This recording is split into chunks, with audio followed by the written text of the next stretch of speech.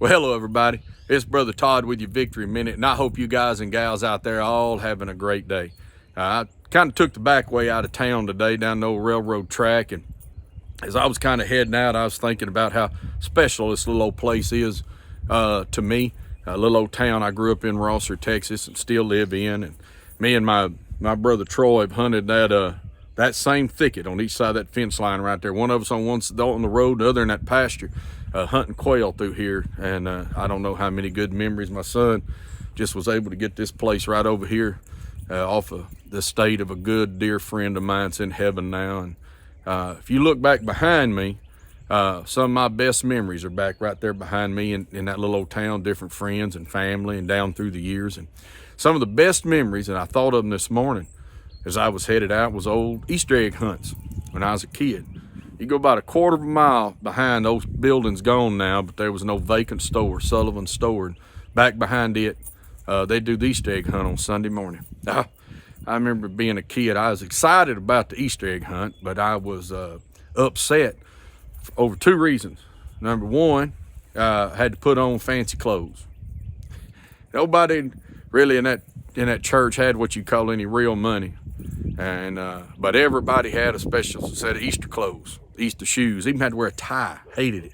Made put us in a vest and then take our picture all day long. And I remember my cousins and friends from the church, little girls, had these big old frilly dresses on and all that kind of stuff. And, the other reason I didn't like Easter was they'd make me get up and go to sunrise service. Those y'all don't know what I'm talking about, don't come out of that church culture, don't know. They'd get up on Sunday morning and they'd have sunrise service, and they'd celebrate the fact that, about the time that sun come up, Jesus left that grave, praise God. And they'd have a little old service, and they'd sing a few songs, the preacher'd say something, and then we'd all go back home, put on our fancy clothes. Anyway, then have to come back to church again. As a kid, I hated it. But what I do know, and what I want to talk to you about today, excuse me, I'm getting cold out here. I done made about 100 of these outtakes, and I keep messing up. In fact, I got one of these, it's a serious one. And then I thought, oh Lord, that thing's too heavy. So I thought I'd stay out here longer. Now I done got myself cold. Anyhow, remember what I was talking about. But anyway, one thing that sticks out about it and all that stuff, the sunrise service and the fancy suit and all that stuff, is that my mama, who I call Mimi, made sure that Easter was special. She made sure we recognized there was something about Easter time. It was a little different.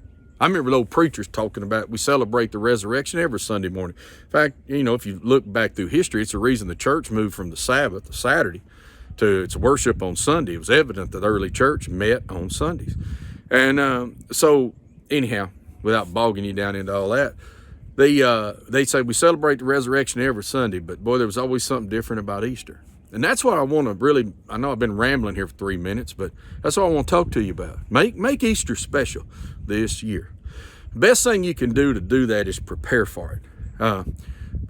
If you can, and I know y'all out there, a lot of you young couples, I don't even see how you young families make it, you young, especially you single mamas. But do your best. Do your best to make it different. Get them a little hat. Get them a little old dress shirt.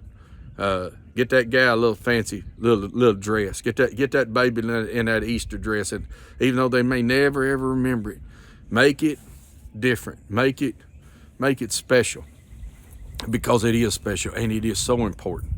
In this part of the world where we're at, people that don't know anything about church, I just call unchurched people, they're more inclined to come with you on Easter than any other time, even more than Christmas.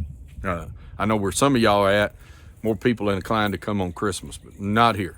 They'll still, same amount of work, same amount of prayer. I'm telling you, people put in around here, they'll come this part of the world on Easter. Make it special. Do something with your friends. Do something in yourself. We're doing in our church right now 40 days of prayer.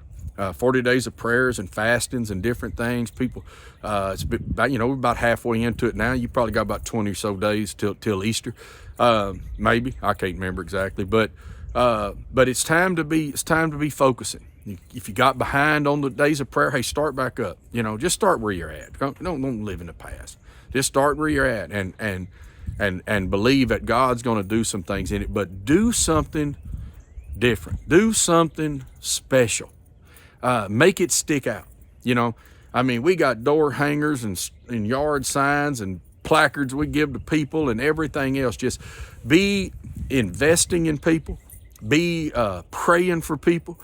Be inviting people. Try to just come and bring as many people as you can with you on Easter, wherever it is you go to church. Wherever it is you go to church. If you can get out and publicly do it, if you're not in an oppressive regime where, you just get yourself shot walking down the street talking about Jesus, I know it's got to be handled different there, but especially you here in the States, man, just get out and be about it. It is time for people to know you're a believer. It's time for people to know you're a believer. I remember when I was a boy, of course, in this part of the world, I had a good friend. He's a banker. He's a Presbyterian. And he used to say all the time, he said, Baptist and Johnson grass going to take over the country. I don't know if Will Rogers used to say that or who it was, but he told me that every time he saw me. Hey, old Baptist preacher, you and Johnson grass going to take country over. Those of y'all around here, old Gwen Godwin used to tell me that all the time. But anyway, but I remember as a kid, I wasn't around a lot of Catholics, but there was a bunch of them over in Ennis. And we was over there eating one day, and it was a Wednesday. Of course, usually we was in church on Wednesday. My mama drugged me to church every time doors were open. Or for whatever reason, I was a teenager, and I wasn't there. And I seen somebody had this spot on their forehead. Well, I didn't know what it was. And I was looking at them, and somebody sitting there at the table said, "Quit looking at them people." And I said, "Oh, it's got something on his forehead." And they said, "It's Ash Wednesday." And them Catholics, when they start Lent, I don't know the whole ceremony, and I'm not making fun of it. I could kind of impressed by it. But anyway, they take that ash and they make the sign of the cross, and they don't take it off. I got to looking around. They sitting in a restaurant. They got this ash, this cross on their forehead. And, yeah, we about to get messed up. I ain't got enough battery to make another one, so we're going to pretty much have to deal with it. Oh, boy, they're crawling up the road. This road has got so bumpy. About to run everybody off. Let me see what's up. I got them scared. Whoever it is, hey, old Laura with them peevies out of the truck, better ease back out of here. But they had that ash on their head, and you know what? Pretty much says what they were. Why did it? You know what? I ain't ashamed of it. I don't know full meaning behind it. It may be the worst thing in the world. Again, I have no clue. But I'll tell you what, it was a cross, and everybody in that room was sitting there with it. Now, I know I've just scrabbled all around the truck mess coming up behind us, but you know what? You hear what I'm saying? Stands out. It's time to identify yourself. It's time, and one of the best ways you'll with the people on your kids' ball team, the other parents at the school, it is time for them to know who you are. It's time in Easter time, it's not a time for us to be bashful. It's time to be bold. Paul said, "I'm not ashamed of the gospel. It's the power of God unto salvation." To the Jew first, and also to all those that have believed, to the Jew first, and also to the Gentile, to the Greek, right? It's time it's a great time. Easter time's a great time. I guess that's what I'm trying to say. To stand on let people know your faith. If all you ever do is you just try to do good by people and nobody never knows you're a Christian, they just think you're a good old Joe, right? You got to live it and you got to speak it. And this is a great time to be doing either one of those. I guess I did is completely scare them and run them off. Probably somebody knows me. That Brother Todd's out there making one of them minutes. But anyway, last thing I want to say real quick about your preparation. I want to talk to you, brethren, and I know you got no business listening to me, and it's probably pretty presumptuous me to offer you any kind of advice. But for you brethren that are preachers, you brethren that are pastors, I want to encourage you. Be bold this Easter season. Speak of the cross. Speak of the blood. Speak of the power of the resurrection. Speak of the reality of sin. Christ loves us. And we were in a bad spot in our sin, and are in a bad spot in our sin. When Christ came and laid down his life, the only thing he ever really told us to remember was to remember his sufferings. He did that with the Lord's Supper. Remember, do this in remembrance of me. And I want to encourage you, brethren. I know in this world today, especially those of you that are pastoring, the bigger the church you pastor, maybe the harder this is to get across. And but I've got to noticing a whole lot of apologizing in our preaching. I've got to noticing a whole lot of dancing around the subject and beating around the bush. Easter time ain't a time to be beating around the bush. Boys, it ain't a time to be talking about time management. It ain't time to be talking about living your best life now. It ain't time to be talking about how to have more sex with your wife and all that kind of stuff. It's time to prepare a people. We live in these last days, and you got to be bereft of your brains not to see the signs of the time. Christ said, you read the signs of the sky. I'm looking over our suns up there behind them clouds. You can read the sky and you know what time it is. Let's be about it. Let's be about it. And the more I think about it as I've done one of these little videos for this, and I was considerably more serious in it, but I do want to encourage you. We have a great king. He did and has done great things for us. I'm no theologian and never been to school or anything like that, but I believe the gospel is who Christ is, what he's done, and what he's doing, and what he's going to do. It's just his story. Just tell it, man.